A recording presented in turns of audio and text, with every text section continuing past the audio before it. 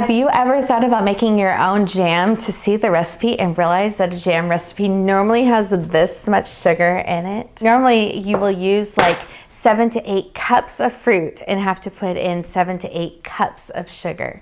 Just by switching out the pectin that you're using for a different brand, you can use so much less.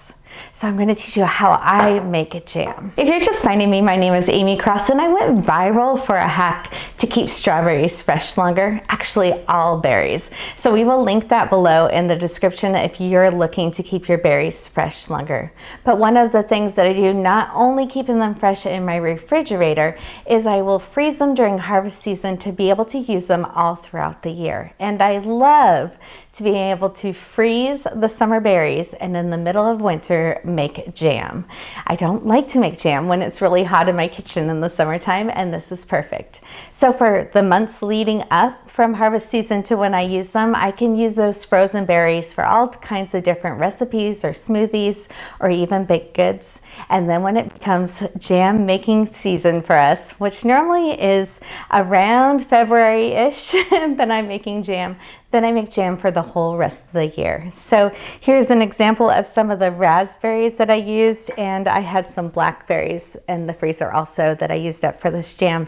But I just wanted to show you the difference between using 2 different brands of pectin. So this would make, each of these boxes would make this amount of jam, and this is the amount of sugar that you would use with the different comparisons of the brands here. So this brand would take this much sugar to make these 8 half-pint jars, and the Pomona's pectin will only take around 3/4 cup of sugar. You can add a little bit more if you want to, but that's what I use to make the same amount. So if you're trying to cut sugar in your recipes and still make it safe to can, you can use regular sugar. You can also use stevia.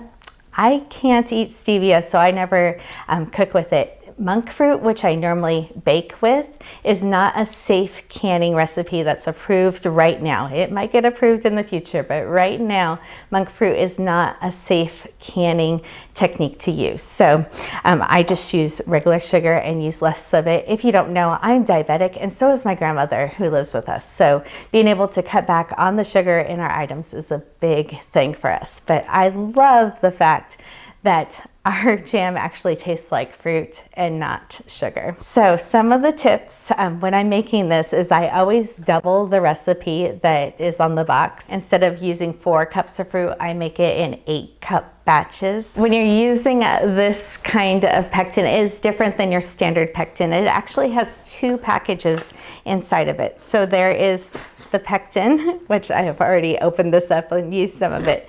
There's a pectin, and this is also calcium, that you make calcium water, and that's what makes the pectin work instead of using so much sugar. So for this, you only need to add 1/2 teaspoon to 1/2 cup of water. Even though I'm going to be doubling the recipe for everything else, we still only need to prepare that much calcium water. When you're going to make the jam, you actually only need 2 teaspoons of the calcium water that goes into the batch for a single batch, and if you're doubling it, it's only 4 teaspoons. So 1/2 cup of water is plenty to make a couple batches. And every single time I forget and it says to make the calcium water, I accidentally double that when I'm making the water. And don't do that. So you will end up with a whole pint of water that you don't need to use. So make sure that you make the water according to the boxed instructions so you're not wasting any of your calcium packages. When I am making jam, I try to use a heavy pot. I use my Dutch oven when I am cooking on the stove. I have a glass top stove, and I just find that that has the most consistent, even heat. And oh my goodness, when it starts boiling, let me just get one because it was cracking up. I was making grandma laugh. When it starts boiling and I am stirring over it, it will splash everywhere, and it's hot liquid. So I use a clear lid that I can still see and be able to boil underneath, and it prevents some of that splashing on me and my white tile. But we were kind of joking it was my shield when I was making the jam. Anyways, if you're going to water bath can this, it just goes into a large stock pot. Make sure that there is a rack at the bottom of your canner or your large stock pot, and you need to have more than 2 inches of water over the top of it. It needs to be at a rolling boil for 10 minutes, and then you can turn it off the heat. You put it on a towel overnight, and then you make sure that you take off the rings. You don't stir them with the rings on.